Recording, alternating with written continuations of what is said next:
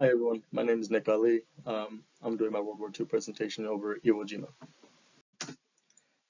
Why am I doing a presentation on Iwo Jima? Well, it has a Marine Corps involvement and it had strategic value at the time to the B-29 Superfortress. Um, it was just a very big plane capable of causing a lot of destruction. Um, really neat plane. So the numbers, um, February 19th, 1945 marked the initial date for the invasion of Iwo Jima by the United States Marine Corps and the United States Navy. The official end date is March 25th, 1945. However, um, that is an official date, and smaller battles were being fought after that date.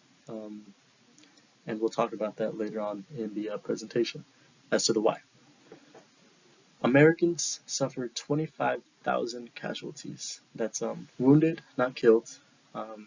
7,000 Americans did die.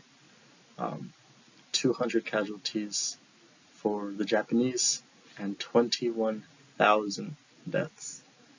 The reason that that number is very high is because the Japanese had a very strict code of honor. They believed that they were going to fight to the very last man, and that they did.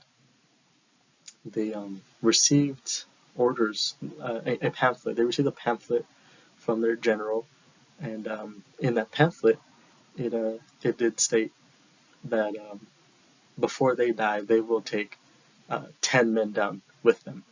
Um, so the Japanese just have a very different sense of honor that Americans have. Honeymoon is over. So the United States Navy was bombing Iwo Jima for several months, 2.5 months, I believe. Um, they were trying to make it easy for the Marines to invade, and when the Marines did invade, they had this. Once they experienced like small arms fire here and there, just pockets of just rifle fire, nothing too crazy like they were initially expecting. The Marines had this sense of maybe this is going to be a little bit easier.